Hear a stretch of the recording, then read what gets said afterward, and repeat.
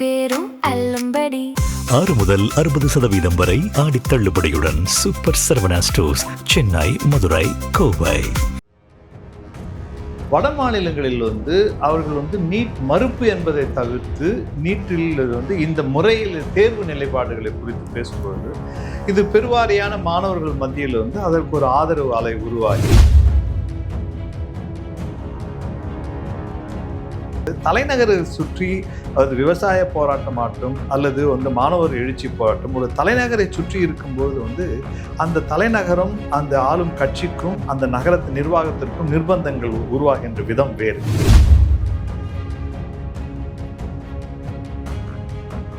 மற்ற மாநில முதல்வர்கள் கூட சொல்லிக் கொண்டிருக்கிறார்கள். கடந்த ஒரு 4-5 ஆண்டுகளாக நீட் தேர்வில் நிறைய பிரச்சனைகள் இருக்கிறது, நீட்டுக்கு ஒரு மாற்று வேண்டும், நீட்டுக்கு ஒரு மறுபரிசீலனை வேண்டும் என்று சொல்லும்பொழுது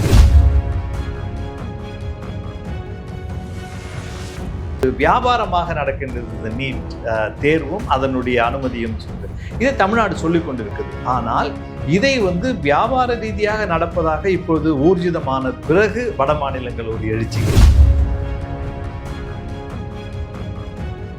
பற்றி விமர்சனம் சொல்லும்போது எங்களுக்கு அனுபவம் கிடையாது, நாங்கள் இப்பொழுதுதான் ஆட்சிக்கு. ஆனால் இவர்கள் இந்த அடக்குமுறையை பார்க்கும்பொழுது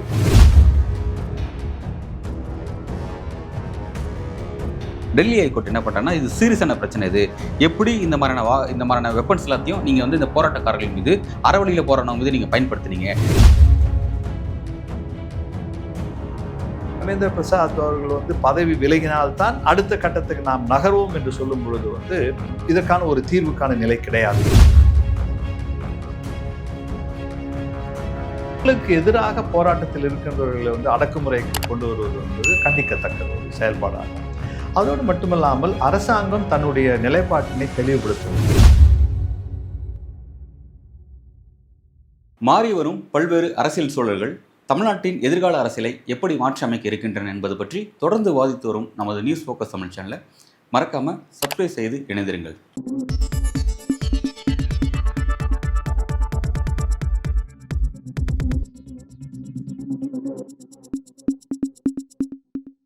நேயர்களுக்கு வணக்கம்.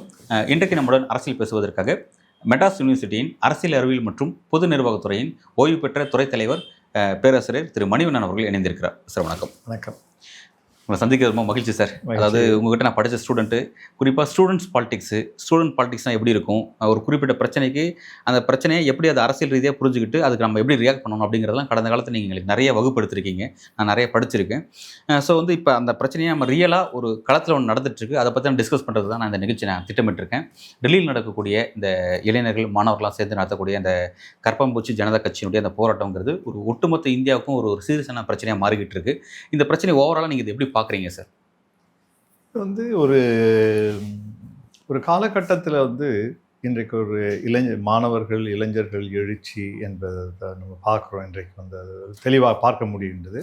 அதோடு மட்டுமில்லாமல் ஒரு கால இடைவெளிக்கு உட்பட்டு கூட ஒரு அரசியல் கட்சிகளை கடந்து ஒரு சமூகத்தில் மாணவர்கள் முன்னின்று நடத்திய ஒரு நிறைய போராட்டங்கள் வரலாறுகள் அப்படி இருக்கின்றது.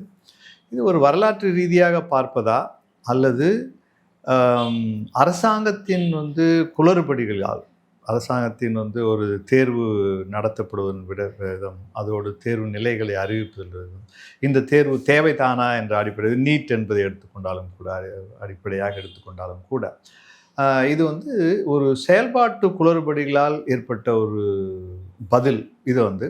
இதை அரசியல் கட்சிகள் கையில் எடுக்காமல் அதற்கு ஒரு தீவிரமான ஒரு தீர்வு காணாமல் இது இருந்ததால் மாணவர்கள் மத்தியில் இது வட மாநிலங்கள் குறிப்பாக அவர்கள் பேசும் பொழுது லட்சக்கணக்கான மாணவர்களின் வாழ்க்கையை இது பாதிக்கின்றது என்று நாம் இப்பொழுது பேசுகின்றார்கள்.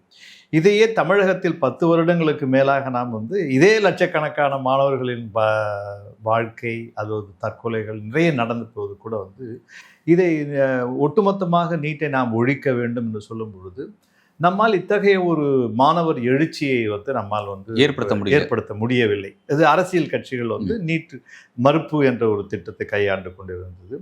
வட மாநிலங்களில் வந்து அவர்கள் வந்து நீட் மறுப்பு என்பதை தவிர்த்து நீட்டில் வந்து இந்த முறையில் தேர்வு நிலைப்பாடுகளை குறித்து பேசும்பொழுது இது பெருவாரியான மாணவர்கள் மத்தியில் வந்து அதற்கு ஒரு ஆதரவு அலை உருவாக்கி, அதோடு மட்டுமில்லாமல் இதை அவர்களுடைய சிபிஎஸ்சியினுடைய தேர்வு அது வினாத்தால் திருத்தப்பட்ட விதம், பிறகு வந்து நீட்டினுடைய முடிவுகள் சொல்லும் பொழுது அந்த வினாத்தாள் கசிவு, இது எல்லாமே வந்து ஒரு பூதகரமான பிரச்சனையாக வெடிக்கும் பொழுது வந்து மாணவர்கள், பெற்றோர்கள், அதாவது சமூகத்தில் வந்து இதற்கு ஒரு ஆதரவு இருப்பதை வந்து உணர்கின்றார்கள். இது வந்து அரசாங்கம் இதற்கு இத்தனை ஆண்டு காலம், இது வந்து 10-15 ஆண்டு காலம் அல்லது 20 ஆண்டு காலம் எடுத்துக்கொண்டாலும் கூட இதற்கு ஒரு நிரந்தரமான தீர்வு கொண்டு வர வேண்டும் என்பதற்காக வந்து அதற்கு இத்தகைய தொடர் வினாத்தாள் கசிவு, தேர்வு நிலைப்பாடுகள், அதாவது பாடமுறை திட்டம், இதற்கு அரசாங்கம் வந்து ஒரு தீவிரமான அல்லது ஒரு ஆக்கப்பூர்வமான ஒரு தீர்வினை கொண்டு வராததால் வந்து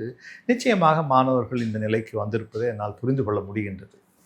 ஓகே சார், இப்போ இதில் என்னோட கேள்வி என்னென்னா, இப்போ நீங்கள் ரொம்ப அழகாக விஷயத்தை நினைவுபடுத்துனீங்க. நீட்டில், அதாவது நீட் சார்ந்த பிரச்சனையில் அவேர்னஸாக இருக்கிறது தமிழ்நாடு தான்.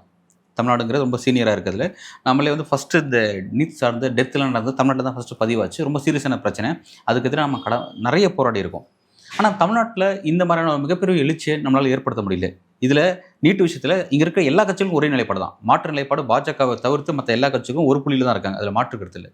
ஆனால் இவ்வளோ கட்சிகள் ஒன்றா இருந்து, இவ்வளோ மாணவர்களும் அது குறித்து அவேர்னஸ் ஆகி, இவ்வளோ உயிர் பலி இங்கே நடந்து, வட மாநிலத்தில் ஏற்படாத அந்த எழுச்சி, வட மாநிலத்தில் நீங்கள் ஏற்பட்டிருந்த எழுச்சி ஏன் இவ்வளோ நாள் தமிழ்நாட்டில் அந்தளவுக்கு எழுச்சி ஏற்படவே இல்லை?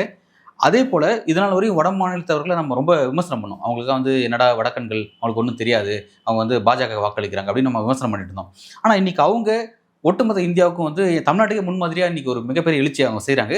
தமிழ்நாட்டில் இந்த எழுச்சி செய்ய முடியாமல் போனதுக்கான காரணம் என்ன சரிங்க? ஒன்று வந்து தமிழ்நாட்டில் வந்து நீங்கள் சொன்ன அதில் நீங்கள் கேட்ட கேள்வியிலேயே வந்து அது பதில் இருக்கின்றது. ஒன்று வந்து தமிழ்நாட்டில் வந்து எந்த ஒரு மாணவர் எழுச்சியும், மாணவர் போராட்டம் அல்லது சமூக கோரிக்கைன்னு சொல்லும்பொழுது அது சமூக நீதியாகட்டும் அல்லது வந்து சமூக பிரச்சனைகளாகட்டும் அல்லது தேர்வு நிலைப்பாடுகள், நீட் போன்ற விஷயங்கள் எடுத்துக்கிறாங்க. இந்த அரசியல் கட்சிகள் என்று ஒத்த நிலைப்பாடு என்று சொல்லும் பொழுது இவர்கள் வந்து இருக்கின்ற முரண்பாடுகளை செயல்படுத்தும் விதம் வந்து சட்டமன்றத்துக்குள்ளோ அல்ல பாராளுமன்றத்தில் இருக்கலாம். ஆனால் வெளிப்புறமாக வந்து இவர்கள் பேசுவதெல்லாம் ஒரே நிலைப்பாடு தான்.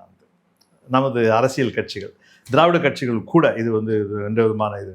ஆனால் இதை வந்து அழுத்தம் திருத்தமாக இதை வந்து மாற்றத்தை அல்லது இது முடிவுக்கு கொண்டு வருவோம் என்று சொல்லும் பொழுது வந்து இந்த பிரச்சனை ஒரு மாநிலத்தினுடைய மக்கள் பொதுவான மக்கள் பிரச்சனையாகவோ ஒரு மாநில பிரச்சனையாகவோ கிடையாது. இது என்றால் ஒரு பாரதிய ஜனதா கட்சிக்கும் ஒரு ஆட்சியில் இருக்கின்ற திராவிட கட்சிக்கும் ஒரு முரண்பாடாகத்தான் இந்த அரசியல் கட்சிகள் வந்து இதை வந்து தொடர்ந்து விவாதித்து வருகின்றன. இது ஒரு தடைக்கல் இதுக்கு வந்து. இன்றைக்கு இந்த ஒரு தடைக்கல் இல்லாமல் இந்த போராட்டம் வந்து எழும்பியிருப்பது அல்லது வந்து வந்திருப்பதற்கு காரணம் என்னவென்றால் ஒரு கட்சி சார்பற்ற நிலைப்பாடுகள் இருந்து இது மாணவர் பிரச்சனை, மாணவர்களாய் முன் வந்து இந்த பிரச்சனைக்கு தீர்வு காண வேண்டும் என்றது அவர்கள் வந்து நூற்றுக்கணக்கான மாணவர்கள், பிறகு ஆயிரக்கணக்கான மாணவர்கள் இன்றைக்கு வந்து ஒரு பெரும் நாடு முழுவதும் நாடு தழுவிய ஒரு போராட்டமாக மாறும் பொழுது மாணவர்களே அவர்களுடைய பிரச்சனைக்கு வந்து தீர்வு அரசாங்கத்திடம் கோரிக்கை வைக்கின்றார்கள் என்ற ஒரு அனுமானம் உருவாகி இருக்கின்றது. இதை தமிழ்நாட்டில் உருவாகாமல் போனதற்கு காரணம் என்னவென்றால் தமிழ்நாட்டை பொறுத்தவரையில் வந்து எந்த ஒரு மாணவர் போராட்டமோ அல்லது சமூக போராட்டங்கள் நடக்கும்போது ஒன்று அரசியல் கட்சிகள் அதை கையில் எடுத்து அது அவர்கள் பக்கம் சாய்க்கின்ற ஒரு பிறகு அதே ஒத்த நிலைப்பாடு இருக்கும் பட்சத்தில் வந்து அதை வந்து அவர்களே பிரதானமாக வந்து மாநிலத்தின் பிரதிநிதியாக பேசுவது. இது வந்து இன்றைக்கு பாரதிய ஜனதா கட்சி மத்தியில் ஆட்சியில் இருப்பதாலும் அதோடு இந்த நீட் தேர்வு நடத்தப்படுகின்ற விதத்திற்கு அதற்கு ஒரு பொறுப்பான ஏற்று பதில் சொல்ல வேண்டிய கட்டாயத்தில் இருப்பதால் இது வட மாநில மாணவர்கள் வந்து வட மாநிலங்கள் பொறுத்தவரையில் வந்து இங்கு நம் தமிழகத்தில் வட மாநிலங்களை பற்றி வந்து ஒரு தவறான அபிப்பிராயம் அவர்களுடைய அரசியல் எழுச்சி, அரசியல் போராட்டம் அன்றைக்கு வந்து எமர்ஜென்சி அவசர நிலை காலகட்டத்தில் கூட வந்து தென் மாநிலங்களில் வந்து குறிப்பாக தமிழகத்தில் திராவிட முன்னேற்ற கழகத்தை தவிர்த்து மற்ற கட்சிகள் எல்லாமே வந்து அடிப்படையாகவே வந்து அவர்கள் வந்து இந்திரா காங்கிரஸுக்கு ஒத்த நிலையில், கம்யூனிஸ்டுகள் கூட அந்த இதை நான் நினைவு கூற விரும்புகின்றேன். பிறகு வந்து வட மாநிலங்களில் வந்து அவர்கள் வந்து ஒரு ஆழமான அரசியலை பேசும்போது வந்து நேரடியாக நின்று சந்திக்கக்கூடிய சவால்கள் வேறு. பிறகு அவர்களுக்கு இருக்கிற வந்து அனுகூலங்கள் என்னென்ன சாட்சியங்கள் அந்த தலைநகர் வந்து வட மாநிலத்தில் இருக்கின்றது. ஒன்று டெல்லியில் தலைநகர் இருக்கும்போது தலைநகரை சுற்றி அது விவசாய போராட்டமாட்டும் அல்லது வந்து மாணவர் எழுச்சி போராட்டம் ஒரு தலைநகரை சுற்றி இருக்கும்பொழுது வந்து அந்த தலைநகரம் அந்த ஆளும் கட்சிக்கும் அந்த நகரத்து நிர்வாகத்திற்கும் நிர்பந்தங்கள் உருவாகின்ற விதம் வேறு. பிறகு இத்தனை தூரத்திலிருந்து ஒரு தலைநகருக்கு நம்ம வந்து ஒரு அரசியல் நிர்பந்தங்கள் ஏற்படுத்த வேண்டும் என்று அது கொள்கை சித்தாந்தமாக ஒரு பேச்சுவார்த்தை மூலமாகத்தான்.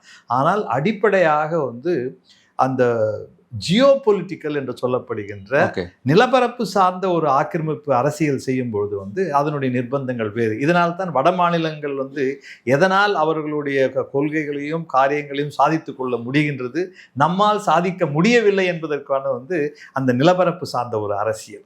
அதோடு நம்முடைய பிரதிநிதித்துவத்தை சார்ந்து நம்முடைய கட்சிகள் இது எவ்வாறு இந்த பிரச்சனையை வந்து தீர்மானிக்கணும். பாராளுமன்றத்தில் பேசி இவர்கள் வந்து நிறைய சாதிக்கலாம் என்பது வந்து எப்பொழுது பாராளுமன்றம் வந்து ஒன்று பெரும்பான்மை அல்லது எதிர்கட்சிகளின் நிலைப்பாடுகள் வந்து எந்த ஒரு திட்டமும் நேரடியாக அதனுடைய நல்லது கெட்டது என்று பரிசீலிக்க கிடையாது. வந்து யார் பக்கம் என்பது வந்து அது யார் அதற்கு வந்து பெரும்பான்மை இருக்கிறவங்க திட்டத்தை நியாயம் அதுதான். அந்த மாதிரி ஒரு நியாயம் நடக்கிறப்போ இந்த மாதிரி போராட்டங்கள் வெடிக்கும். அந்த வெடிக்கும் பொழுது இதனுடைய நிலைப்பாடுகள் வந்து மத்திய அரசாங்கம் சந்திப்பது வந்து யதார்த்தம். ரொம்ப அழகாக விஷயத்தை குறிப்பிட்டேன். ஜியோ பாலிட்டிக்ஸ் நமக்கு ஒரு பெரிய தடையாக இருக்குது அப்படிங்கிறத குறிப்பிட்டீங்க அப்படிங்கிறத நான் புரிஞ்சுக்கிறேன். இப்போ இதில் நான் என்னோட முக்கியமான விஷயம் என்னென்னா இந்த போராட்டத்தை முன்னெடுக்கக்கூடிய இந்த காக்ரோச் ஜனதா பார்ட்டி அவங்க முன்வைக்கக்கூடிய அந்த கோரிக்கைகள், அந்த கோரிக்கைகளுடைய அந்த தெளிவுத்தன்மை, அவங்களோட அந்த உறுதி, அதெல்லாம் நீங்கள் எப்படி பார்க்குறீங்க சார்? இது வந்து ஒருத்தனுடைய வந்து கல்வி, வேலைவாய்ப்பு, உணவு இதை வந்து நீங்கள் வந்து பறிக்கக்கூடியது எந்தவித ஒரு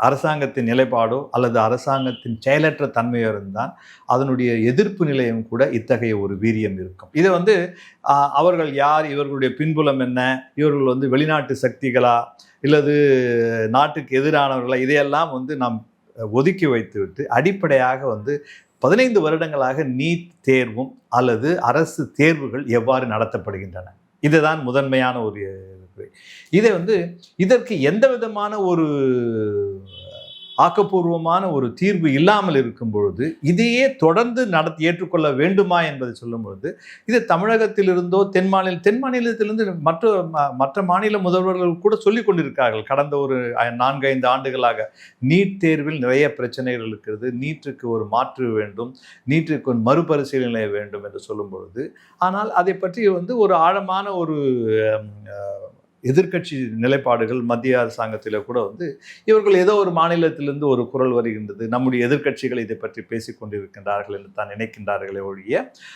அதே போல பாரதிய ஜனதா கட்சி ஆளுகின்ற மாநிலத்திலிருந்து அங்கேயும் கூட இந்த பிரச்சனைகள் இருக்கின்றது. தமிழகத்திலிருந்து நாம் இது வந்து ஒரு தமிழகம் நீட் தேர்வை பொறுத்தவரையில் வந்து முற்றுமையாக ஒழிக்க வேண்டும் அல்லது வந்து அது நீட் மறுப்பு என்ற நிலைப்பாடு என்பது இது எல்லா அடித்தட்டு மக்களுக்கும் அது அனைவருக்குமே வசதியானவர்களாக இருந்தாலும் கூட வந்து இந்த தேர்வு முறை என்பதே வந்து ஒரு சவாலான ஒரு விஷயம் என்பது வந்து சமூக நீதி அதையும் கடந்து தேர்வு நடத்தப்படுகின்ற விதம் இதை வந்து இது பரவலான ஒரு அறிவுசார் தளத்திலிருந்து நடத்தப்படுவதில்லை. இது வந்து ஒரு வியாபாரமாக நடக்கின்றது இந்த நீட் தேர்வும் அதனுடைய அனுமதியும் சொல்லி இதை தமிழ்நாடு சொல்லிக் கொண்டிருக்குது. ஆனால் இதை வந்து வியாபார ரீதியாக நடப்பதாக இப்பொழுது ஊர்ஜிதமான பிறகு வட மாநிலங்கள் ஒரு எழுச்சிக்கு வந்திருக்கின்றன. இப்பொழுது கூட வந்து அவர்கள் வந்து நீட்டை ஒழிக்க வேண்டும் என்று சொல்லவில்லை. ஆனால் அதற்கு காரணம் என்னவென்றால் வட மாநிலங்கள் மத்திய அரசாங்கத்தை எவ்வாறு பார்க்கின்றன, தென் மாநிலங்கள் மத்திய அரசாங்கத்தை எவ்வாறு, நமக்கு வந்து நம்ம சொன்ன அந்த பூகோளம் சார்ந்த சமூக பூகோள அரசியல் என்பதை கடந்து கூட வந்து வட மாநிலங்களில் ஒத்த ஆட்சி ஒரே இந்த double engine politics, double engine government என்று சொல்லும்போது இரட்டை நிலைப்பாடுகள் வந்து இந்த அவர்கள் பார்க்கும்போது மத்தியிலும் பாரதிய ஜனதா கட்சி, மாநிலத்திலும் பாரதிய ஜனதா கூட்டணியோ பாரதிய ஜனதா கட்சியோ ஆட்சியில் இருந்தால் நிச்சயமாக வந்து நீட்டு குறித்து எந்த பிரச்சனையாக இருந்தாலும் இவர்கள் பேசப் போவதில்லை. ஆதலால் இந்த இடத்தில் பேசக்கூடிய ஒரே வாய்ப்பு என்பதை பாதிக்கப்பட்ட மாணவர்கள் மத்தியில் தான். இதை அவர்கள் செய்தார்கள். இதை வந்து செய்யும் பட்சத்தில் வந்து இன்றைக்கு இந்த ஒரு பூதகரமாக இந்த வெடித்திருக்கும் நிலைப்பாட்டில் இருக்கும்போது இதற்கு நிறைய தீர்வுகளை பற்றியும் இதை வந்து எத்தகைய ஒரு தீர்வுகள் அவர்கள் வேண்டுகின்றார்கள் என்பதை அரசாங்கம் பரிசீலிக்க வேண்டும். அதை தவிர்த்து அரசாங்கம் வந்து இவர்களுடைய பின்புலம், இவர்கள் எங்கிருந்து வருகிறார்கள், இவர்கள் அனைவருமே இந்தியர்கள், இவர்கள் அனைவருமே பாதிக்கப்பட்ட மாணவர்கள், ஏதோ ஒரு வகையில் வந்து சம்பந்தப்பட்டவர்கள். இது நாடு தழுவிய ஒரு நிலைப்பாடு வந்து இந்த நிலைப்பாட்டை வந்து இவர்களை ஒதுக்கி அவர்களுக்கு அடையாளம் கற்பித்து பிறகு வந்து இதை எவ்வாறு இந்த பிரச்சனையை வந்து தவிர்க்கலாம் என்பதை, இந்த பிரச்சனைக்கு என்ன தீர்வு என்பதை அரசாங்கம் பரிசீலிக்குமே ஆனால் நிச்சயமாக இந்த போராட்டம் கூட ஒரு முடிவுக்கு வரலாம். ஓகே சார், ரொம்ப அழகாக அதில் என்ன பிரச்சனைங்கிறத நீங்கள் ஃபோக்கஸ் பண்ணீங்க. இப்போ நான் அந்த கேள்விக்கு நீங்கள் ஒரு விளக்கம் கொடுத்தீங்க. அது என்னன்னா, அதாவது வட இந்தியாவில் இரட்டை என்ஜின் சர்க்கார் இருக்கும்போது அந்த அரசுக்கு பிரச்சனை இருக்க மாட்டாங்குது. நீட் சார்ந்த பிரச்சனையில் மத்திய அரசுக்கும் அந்த மாநிலத்தில் இருக்கக்கூடிய இந்த மாநில அரசுக்கும் பிரச்சனை இருக்க மாட்டாங்குது. மாணவர்கள் தான் பாதிக்கப்படுறாங்க. ஸோ அவங்க தான் களத்தில் இறங்கியிருக்கான்னு நீங்கள் குறிப்பிடுறீங்க. ஓகே, இது வந்து இரட்டை என்ஜின் சர்க்கார் நடக்கிற இடத்துல வட இந்தியாவில் ஓகே, இது எல்லா ஆளும் கட்சியுடைய ஓகே, எல்லா ஆளுங்கட்சி ஓகே. இப்போ தென்னிந்தியாவுக்கு வருவோம். இப்போ தென்னிந்தியாவில் அப்படியே முற்றிலும் மாறுபட்ட அரசியல். குறிப்பாக நம்ம தமிழ்நாட்டில் எடுத்துப்போம். தென்னிந்தியான்னு எடுத்துகிட்டு நான் வந்து கேரளா, கர்நாடகா எல்லாத்தையும் எடுத்துக்கல, தமிழ்நாட்டை மட்டுமே எடுத்துப்போமே. இப்போ தமிழ்நாடு வந்து பாஜகவுக்கு எதிராக, அங்கே பாஜக அரசு, இங்கே தாவேக அரசு அப்படின்னு இருக்கு. இப்போ ஒரு எதிரான சித்தாந்தம் கொண்ட ஒரு அரசு இங்கே இருக்கும்போது இந்த தாவேக அரசு இந்த பிரச்சனையில் எப்படி ரியாக்ட் பண்ணுது நீங்கள் பார்க்குறீங்க சார்?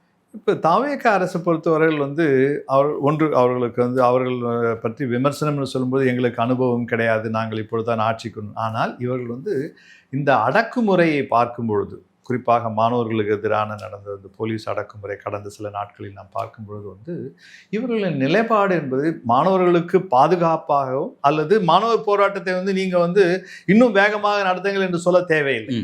ஆனால் குறைந்தபட்சம் இந்த போராடுகின்ற மாணவர்களுக்கு வந்து நாம் எவ்வாறு அணுகுகின்றோம் என்பதை வந்து இந்த அரசு ஒரு நிலைப்பாடு வேண்டும். பிறகு இரண்டாவதாக வந்து நீட் மறுப்பு என்பது அந்த கட்சியின் இந்த காட்சியில் இருக்கின்ற இந்த அரசாங்கத்தின் கொள்கையாகவும் ஒரு திட்டமாகவும் இருக்குமேயானால் இந்த நேரத்தில் அவர்கள் அதை சொல்லலாம்.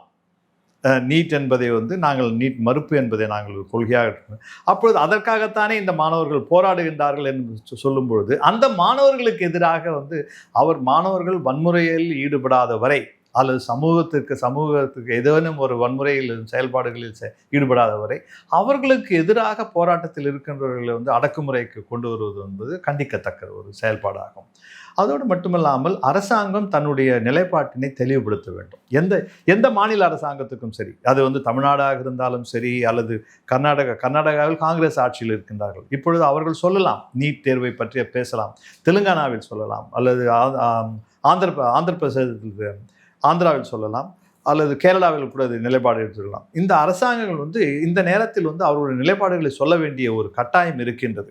ஏனெனில் இந்த பிரச்சனையை பற்றி தென் மாநிலங்கள் வந்து தொடர்ந்து 10 ஆண்டுகளாக பேசிய பொழுது கூட ஏதோ ஒரு குரலாக எங்கோ ஒரு பிரச்சனை நடந்து கொண்டிருக்கின்றது என்பதைத்தான் மத்திய அரசாங்கம் பார்த்தது. இப்பொழுது வட மாநிலங்களிலேயே மாணவர்கள் இந்த பிரச்சனையை கையில் எடுத்த பிறகு வந்து இந்த பிரச்சனை வந்து அவர்கள் இப்போது பார்க்கின்றது, கையாளுகின்ற விதம் வந்து இது ஏதேனும் ஒரு அயல்நாட்டு சதி இருக்குமா? இது வந்து இந்த தேர்வுகள் வந்து அயல்நாட்டு அரசாங்கம் எதுவும் நடத்தவில்லை.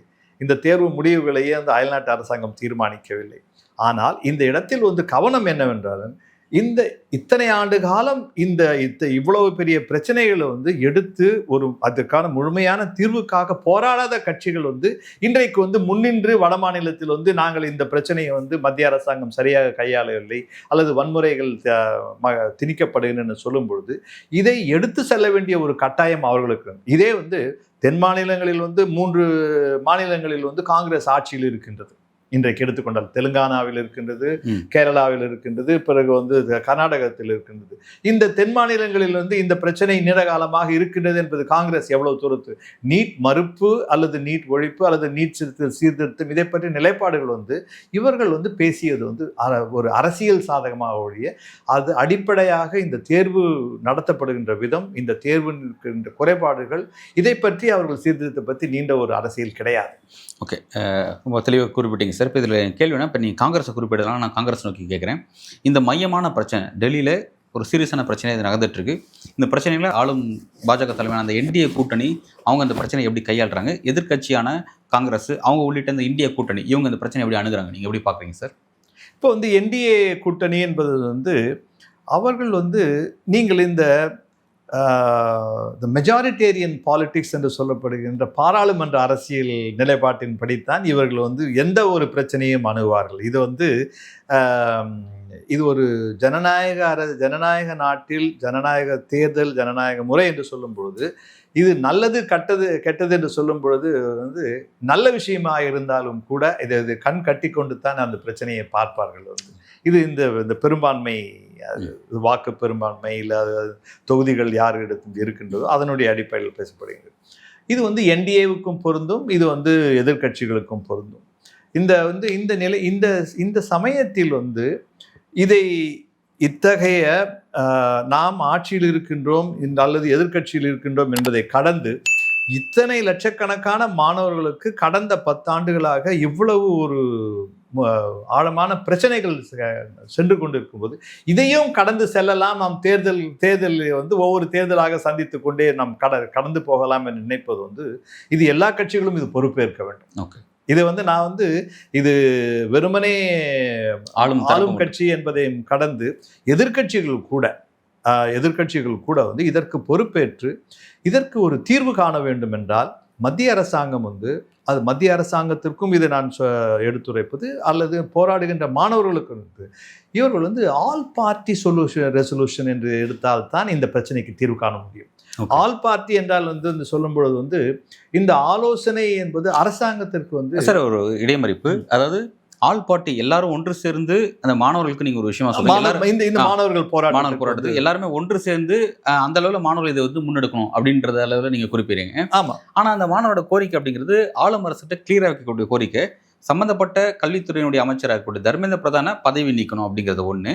ரெண்டாவது, பாதிக்கப்பட்டிருக்க அந்த விஷயத்தினால மறுதேர்வுனால மரணம் அடைஞ்ச அந்த குழந்தைகள் இருக்காங்களா அந்த குடும்பத்துக்கு 1 கோடி ரூபாய் இழப்பீடு வழங்கணும் அப்படிங்கிறதும். ரெண்டாவது, சமூக ஆர்வலர் இந்த போராட்டத்தோட ஐக்கானா இருக்கக்கூடிய சோனம் வாங்சு அவர்களுக்கு அவரோட பாதுகாப்பு உறுதிப்படுத்துங்க, அவர் மீது எந்த நடவடிக்கை எடுக்காதீங்க. இது முழுக்க ஆளும் அரசு மட்டும் தான் செய்ய முடியும், இதில் எதிர்க்கட்சிகள் ரோல் கிடையாது. அப்படி இருக்கும்போது அவங்க தெளிவாக தானே இருக்காங்க. இல்ல அது அவர்களுடைய இது எல்லாமே வந்து இதனுடைய கோரிக்கைகள் பாருங்க. இதனுடைய கோரிக்கைகள் வந்து இதில் இந்த போராட்டத்தில் கலந்து கொண்டவர்களோ அல்லது வந்து சோனம் வாங்சுக் இவர்களுக்கு ஒரு பாதுகாப்பு வேண்டும், அது வந்து ஏற்றுக்கொள்ளப்பட வேண்டியது. பிறகு வந்து மத்திய மந்திரி வந்து அவர் வந்து கல்வி மந்திரி வந்து பதவி விலக வேண்டும். இது ஒரு நியாயமான கோரிக்கையாக இருந்தாலும் ஆனால் அரசாங்கம் எவ்வாறு ஏற்றுக்கொள்ளும் என்பது பார்க்கும்பொழுது வந்து இவர்களுடைய மனப்பான்மையை பார்க்க வேண்டும். இவர்கள் வந்து எந்த ஒரு செயலையும் இதை ஏற்றுக்கொண்டு பதவி விலகினால் ஒரு பலவீனமான ஒரு அரசாங்கமாக இவர்கள் வந்து மக்கள் மத்தியில் நாம் ஒரு செய்தியை அனுப்பக்கூடாது. இது அவர்களுடைய வீரியத்தை நிரூபிப்பதற்கான ஒரு சவாலான ஒரு விஷயமாக பார்க்கின்றார்கள். இது மாணவர்களை பொறுத்தவர்கள் வந்து இந்த ஒரு கல்வி மந்திரி தர்மேந்திர பிரசாத் அவர்கள் வந்து பதவி விலகினால்தான் அடுத்த கட்டத்துக்கு நாம் நகர்வோம் என்று சொல்லும் பொழுது வந்து இதற்கான ஒரு தீர்வுக்கான நிலை கிடையாது. இது இரண்டு பேருடைய பட்சத்தில் வந்து ஒன்று பாரதிய ஜனதா கட்சியின் நிலைப்பாடை நாம் தெரிந்து கொள்ளணும், இவர்கள் யார் என்று. இப்போ நரேந்திர மோடி அவர்கள் தலைமையிலான பாரதிய ஜனதா கட்சி ஆட்சியும் ஒரு அமித்ஷா போன்றவர்களுடைய ஒரு உள்துறை அமைச்சகத்தை பொறுத்தவர்கள் வந்து இந்த நிர்வாகம் என்பது நிச்சயமாக ஒரு இலகுவான நிர்வாகம் கிடையாது. ஒரு பேச்சுவார்த்தையின் மூலமாக ஒரு தீர்வுக்கு வருகின்ற ஒரு கட்டமைப்பும் கிடையாது. இவர்கள் வந்து என்ன முடிவு எடுக்கின்றார்களோ இந்த முடிவு தான் அவர்கள் வந்து மாணவர்கள் மத்தியில் கொண்டு செல்ல வேண்டும். இதை வந்து மாணவர்கள் ஏற்றுக்கொள்ள வேண்டும் நினைப்பார்கள். ஆனால் வந்து பதவி விலகல் என்பதை வந்து கடைசி நிலைக்கட்டத்தில் கூட இது அவர்களுக்கு இன்றைக்கு கூட அவர்களுடைய மனநிலை கிடையாது. அது இதை நான் சொல்ல வேண்டும். அதே போல் வந்து மாணவர்களை பொறுத்தவரையில் வந்து நாம் ஒரு கோரிக்கையை வைக்கும் பொழுது வந்து இந்த கோரிக்கை நீங்கள் வந்து சோனம் வாங்சங் அவர்களுடைய பாதுகாப்பு, பிறகு மாணவர்கள் இந்த ஒரு போராட்டத்தில் கலந்து கொண்டவர்களுக்கு எதிராக ஏற்படுத்தக்கூடிய ஒரு அழுத்தங்கள், போலீஸினுடைய ஒரு விசாரணைகள், இவற்றை வந்து நாம் வந்து விளக்க வேண்டும் என்று சொன்னது அது வந்து ஏற்றுக்கொள்ளப்பட வேண்டிய ஒரு விஷயம்.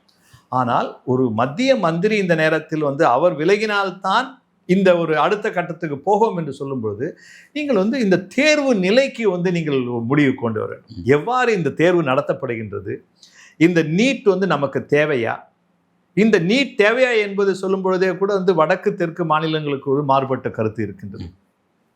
சரி, நாம் ஏற்றுக்கொள்வோம். இந்த தீர்வு வந்து இன்றைக்கு வந்து ஒரேடியாக நீட் ஒழிப்பு இல்லை என்றால் இதில் கொண்டு வருகின்ற சீர்திருத்தங்கள் என்ன, இதை பற்றி விசாரிக்கணும். வந்து நீங்கள் ஒரு பொதுவாக ஒரு ஆளும் கட்சியும் மற்ற கட்சிகளும் இணைந்து சேர்ந்து நடத்தினால் ஒழிய வேறு விதமாக இதுக்கு ஒரு தீர்வு காண முடியாது. இதில் வந்து பிறகு இந்த இந்த காலகட்டத்தில் ஒரு எதிர்க்கட்சி நேரடியாக வந்து இந்த போராட்டத்தில் வந்து கலந்து கொள்ளும் பொழுது வந்து இவர்கள் வந்து அனைத்து கட்சிகள் கூட்டத்தில் உட்காருவதற்கு கூட வந்து ஒரு ஏற்பு நிலை உருவாகக்கூடிய சூழல் கிடையாது. இந்த முரண்பாடு தான் இந்த ஒரு போராட்டத்திற்கு மிகப்பெரிய ஒரு தடைக்கல்லாக இருக்கின்றது. இது வந்து இது வந்து எல்லா அரசியல் கட்சிகளுமே வந்து மக்கள் எழுச்சி இருக்கவே கூடாது என்று நினைக்கின்ற கட்சிகள். நாம் வந்து ஒரு சாதாரணமான ஒரு எளிமையான ஒரு மக்கள் வந்து நம்மை தேர்ந்தெடுக்கிறார்கள். அவர்கள் ஒரு எதிர்ப்பு நிலை என்று நாம் அரசியல் 5 ஆண்டு காலம் அரசியல் நடத்த வேண்டும். அது எதிர்க்கட்சியாக இருந்தாலும் நாம் ஆளும் கட்சிக்கு வந்த பிறகு அதுதான் இவர்களுடைய மனப்பான்மை. ஆனால் ஒரு எழுச்சி என்று வந்துவிட்டால் எதிர்க்கட்சியோ அல்லது ஆளும் கட்சியோ அதற்கு வந்து இதற்கு காரணம் எதிர்க்கட்சியாக இருக்க வேண்டும், அல்லது எதிர்க்கட்சி என்ன நினைக்கின்றால் இந்த எழுச்சியை எவ்வாறு நாம் நமக்கு சாதகமாக பயன்படுத்தி கொண்டு நாம் அடுத்த நிலை ஆட்சிக்கு வரலாம் என்பதுதான். இந்த பிரச்சனை 10 ஆண்டுகளாக இருக்கின்றது, 15 ஆண்டுகளாக இருக்கின்றது. இந்த பிரச்சனைக்கு தீர்வு என்பது வந்து அனைவருமே சேர்ந்து எடுத்தால் ஒழிய இதுக்கு தீர்வு கிடையாது. மத்திய அரசாங்கம் மட்டும் வந்து நீட்டு வந்து நாம் நீட் மறுப்பு என்ற நிலைப்பாடை நாம் ஏற்றுக்கொள்கிறோம் என்று சொல்லப் போவதில்லை. ஆனால் அனைத்து கட்சிகள் கூட்டத்தில் விவாதிக்கப்பட வேண்டும். இது அனைத்து கட்சிகளை வந்து கூட்டுவது என்பது வந்து அரசாங்கத்துக்கு ஒரு ஸ்ட்ராட்டஜிக் மூவ். இது ஒரு அரசியல் சாதுரியமான ஒரு அரசியல் நிலைப்பாடு.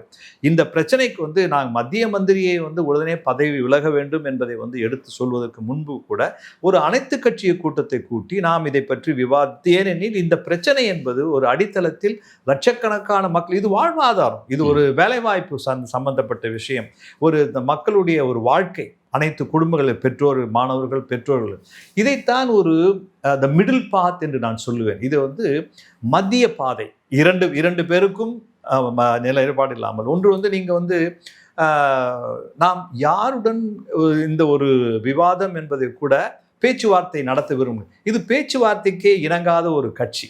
நீங்கள் பாரதிய ஜனதா கட்சி வந்து பேச்சுவார்த்தை அல்லது எதிரணியில் இருப்பவர்கள் எல்லாம் தேச துரோகிகள், இவர் வந்து வெளிநாட்டில் இருந்து இவர்களுக்கு பணம் புழக்கம் இருக்கின்றது என்பதை இவர்களுக்கு வந்து இப்போ இவர்களுக்கு வந்து டீப் ஸ்டேட் என்று சொல்லுகின்ற அமெரிக்கா, சீனா போன்ற நாடுகள் வந்து இவர்களுக்கு பின்பற்றுவாங்க. இதையேத்தான் இவர்கள் வந்து உள்நாட்டில் மக்கள் விவசாய பிரச்சனையை பேசியவர்களுக்கு வந்து அது வந்து படித்த இளைஞர்களாட்டும் மாணவர்களுடன் பேசியவர்கள் அவர்களை வந்து எல்லாருமே ஒரு நக்சல் பாரிகளாக மாற்றி இந்த சமூகம்.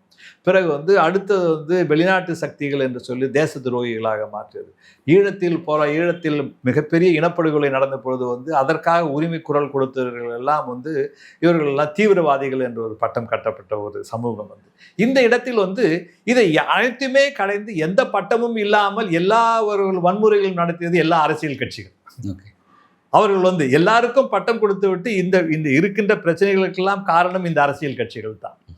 அது ஆளும் கட்சியாகட்டும், எதிர்கட்சியாகட்டும், தமிழகத்தில் இருக்கின்ற கட்சிகளாகட்டும்.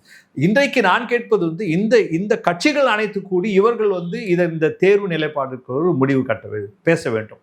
இதை வந்து அது திராவிட தமிழகத்தில் இருக்கின்ற ஆளும் கட்சியாகட்டும், இல்லை எதிர்கட்சிகளாகட்டும், தென் மாநில இருக்கிற கட்சிகளாகட்டும், இது அனைத்து கட்சிகளும். இதேனென்றால் இந்த முடிவு பாராளுமன்றத்தில் எடுக்கப்பட வேண்டிய முடிவாகும். பாராளுமன்ற அரசியல் நாம் நடத்தி கொண்டிருக்கோம். அதனால் இது பொதுவெளியில் வந்து ஒரு கட்சி எடுக்கின்ற ஒரு முடிவு கிடையாது, ஒரு மத்திய அரசாங்கம் எடுக்கின்ற முடிவு. மத்திய அரசாங்கம் என்று சொல்லும் பொழுது அரசாங்கத்திற்கும் ஒரு கடமை இருக்கின்றது. அனைத்து கட்சிகளோடு நாம் இதை பேச வேண்டும். இதை வந்து நான் வந்து சொல்லும் பொழுது வந்து இது அரசாங்கத்திற்கும் ஒரு இட வசதியை நாம் உருவாக்கி தருகின்றோம். பேச்சுவார்த்தைக்கும் அல்லது இந்த பிரச்சனைக்கு தீர்வு காண வேண்டும் என்று சொல்லும் பொழுது இந்த அனைத்து கட்சி என்று சொல்லும் பொழுது வந்து ஒரே கட்சி 2 களத்தில் இருக்க முடியாது. ஒன்று நாம் வந்து மக்களுடன் சேர்ந்து நாங்கள் வந்து இந்த போராட்டத்தில் கலந்து கொள்ளப் போகின்றோம் என்று சொல்லி கொண்டிருக்கின்ற கட்சிகளா, அல்லது இந்த மக்கள் பிரச்சனையை நாங்கள் ஒரு நியாயமான ஒரு தீர்வு காண விரும்புகின்றோம் என்று சொல்லும் பொழுது அதை வந்து கண்மூடித்தனமாக மறுப்பதோ அல்லது எதிர்ப்பதோ இல்லாமல் இந்த பிரச்சனைக்கு வந்து பாராளுமன்றத்தில் தீர்மானம் ரீதியாக நாம் பேசலாம்.